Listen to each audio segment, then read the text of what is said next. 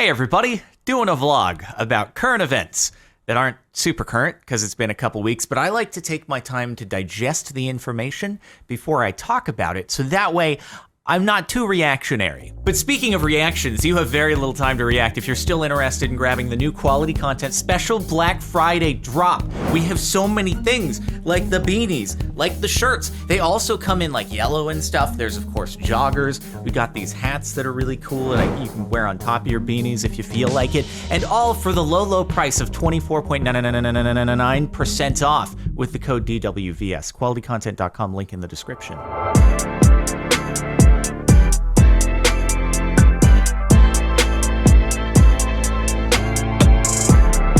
Wow, pretty cool of me to sponsor my own video like that, right? Okay, now let's talk about some dislikes, because that's what you're here for. I feel like a lot of you are probably YouTube connoisseurs. Some of you may know more about the platform than I do, and I'm the one who's been making videos on it for almost 12 years.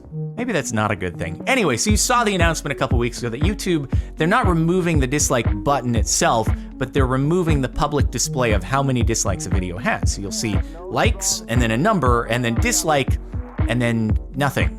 Although interestingly enough, on this account, on desktop, I can still see everything as normal. On mobile, I think if you haven't updated the app recently, you can still see it.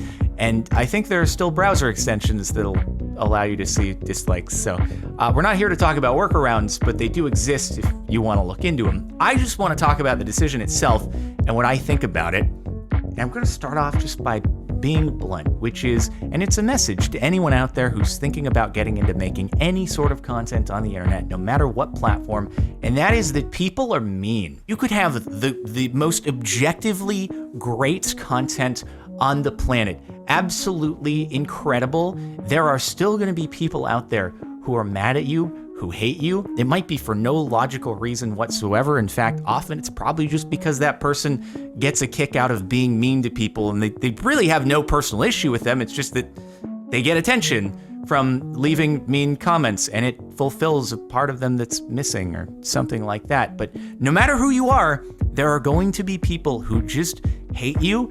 And if you don't have the ability to kind of deal with that, have a little bit of thick skin, or at least grow some thicker skin as you go, it's not a good place for you to be making content. And the removal of the dislike counter seems like a way to try to coddle that, but that I don't think will be effective even, because usually the stuff that gets to you comes in the form of comments, not so much the dislikes on a video. I guess that's a little bonus. Well, icing on the cake if people want to come in, leave a nasty comment, and then just add a little dislike on top of it for added effect. But really, it's the verbal stuff or typed out stuff that can get to you, and I just don't think this will have much of an impact on it. There's one specific situation, which I'll get to later, that maybe it would help with that, but it's trying to solve one tiny thing at the expense of a lot of other good reasons to have it. One of those being, a big reason that I watch YouTube videos is if I'm looking for a tutorial or a how-to. I'm having an issue with a program on my computer, I want to get a solution to it, and there's a lot of junk out there. When it comes to trying to troubleshoot things, it can be hard to actually find a video that tells you the solution to what you're looking for, but a great way, a first look indicator that maybe a video is worth actually watching through and seeing if it'll solve your problem is the like to dislike ratio. There are a lot of tutorials out there that have more dislikes than they do likes, that have pretty high number of dislikes in comparison to likes, and you can look at that and then you can just hit up the comments really quick and see, oh, this isn't really going to be helpful to me probably, and you can try moving on to the next one. If you hit one that doesn't have a lot of dislikes, you're like, okay, maybe I should give this a try, it could solve my problem. And oftentimes it's a really great way to filter through things super quickly, and it saves a whole bunch of time. If you're going from tutorial to tutorial and you have no dislikes to go off of, it makes it really hard to figure out what you should sit through. So it's like, okay, I just sat through this 10-minute video, and if I had seen the dislikes beforehand, if I could access that information, then I would have known not to just waste those 10 minutes and find something else. So that's one thing that's a use case for me, because if I'm searching for videos and it's not someone I'm already subscribed to, who I know that their videos are probably going to be good, it's a great indicator. Also, for me, from an uploader creator perspective, One of the ways that I can tell how a video is doing and how people are liking it is the like to dislike ratio. I have like an internal goal myself. I know that if there's about 100 times more likes on a video than there are dislikes, then that's a pretty good reception for a video, and I'm happy with that. If for whatever reason I look at the video and I see that there is a lot more dislikes than there are usually, like that 100-to-1 ratio, I'll look through the comments and I'll be like, well, was there a mistake? Was there an editing issue? Did I say something that I shouldn't have? Was there an oopsie in there? What happened? And so like I'll know kind of firsthand immediately there's an issue that I can try to look into, and either I need to re-upload the video or it's just something I should consider for next time. Obviously, I will still be able to see the dislikes on my own content, but when you remove the visual feedback for the person who's watching the video, it changes their behavior, right? I won't really have a way to know if that same 100-to-1 ratio is the same as it was before. It's like the Heisenberg uncertainty principle with particle physics, whereby the act of trying to measure the movements of electrons and whatnot alters their behavior, and you don't know as much what they're doing, which I'm sure is very oversimplified, but the act of changing how the dislike button works means I don't know if I can trust the same data that I have relied on previously, nor how many people are blindly clicking it or angry about the change itself versus people who can still see it, have done a browser plugin to work around it, right? It's like unreliable data now at this point, and I'm gonna have to normalize it again over time in order to figure out what the new baseline is, which is a little unnecessary. So two situations where it's actually useful, and if you have a video where it just gets piled on the dislikes, you're like, okay, something went really wrong here, because no one's ever usually gonna upload a piece of content where they're like, yeah, I'm looking for dislikes here, unless they actually ask for it, which I think there have been creators who've done a few times. PewDiePie, I think, did that, right? Like he tried to get the most disliked video or something, but I think YouTube Rewind still has that spot. Oopsie daisies. In any case, it's a helpful measure of feedback, I think, from both a viewership perspective and a content creator perspective. There is one situation in which I can see it potentially being of use, but again, it's one scenario where, say it's a person who maybe has a smaller audience, and maybe there's like a Discord group that decides, you know what, this person, we really want to harass them, and so every time they upload a video, they'll post it in this Discord group, and everyone will go over there, bombard it with dislikes, leave mean comments. So in this case, I suppose it might. Will it negate that behavior?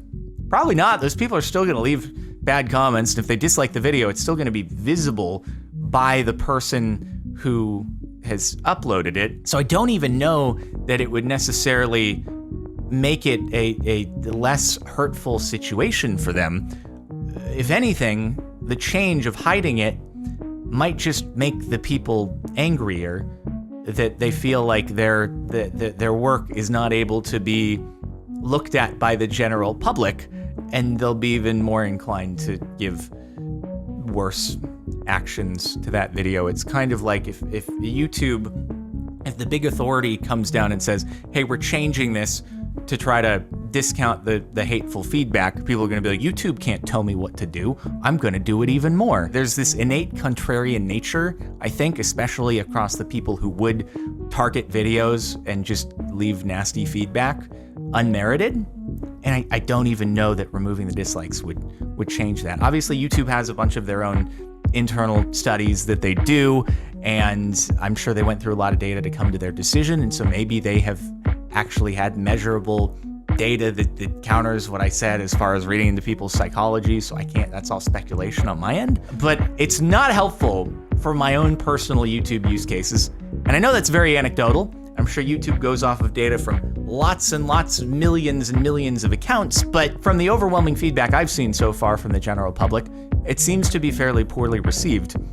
Even from the co-founder of YouTube, who updated the video description on the first video that was ever uploaded to YouTube, me at the zoo, and it was like, man, there's been a lot of things in the world, a lot of changes to YouTube. He hasn't touched that video description. Removing dislikes, though, that is the thing that got him to make a statement and update the description of a video that's been around for 16 years unchanged. And that's pretty much all there is to say.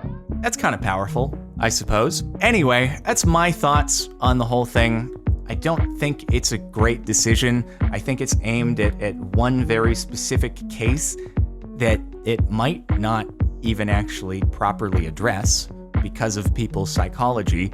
And then when it comes to people trying to sort through content, both from a creator and a viewer perspective, it makes it harder to tell what content is good to watch, what content is being well received versus not. And we have to try to figure out other metrics to go by to figure out if it's a piece of content that's worth watching or worth pursuing and redoing and iterating. So, not a huge fan myself. We'll see how it all plays out. Because there are workarounds, those might end up becoming just the go-to thing for people to use. And so it might end up being as if the change wasn't made at all to begin with. But we'll see. Only time will tell. In the meantime, I guess I'll be refiguring out my own baselines for what it looks like on like to dislike ratios for my videos. And maybe it won't be a big deal. I have no idea. Might all be overblown. We'll see. Might be just like when they switched from the 5-star rating system to the current like and dislike system, and might be a whole nothing thing. But thanks for watching. Feel free to like the video if you liked, and subscribe for more content and things like that. Hit the bell, turn on notifications, and check out qualitycontent.com if you want some clothing before it's gone forever. Okay? See ya.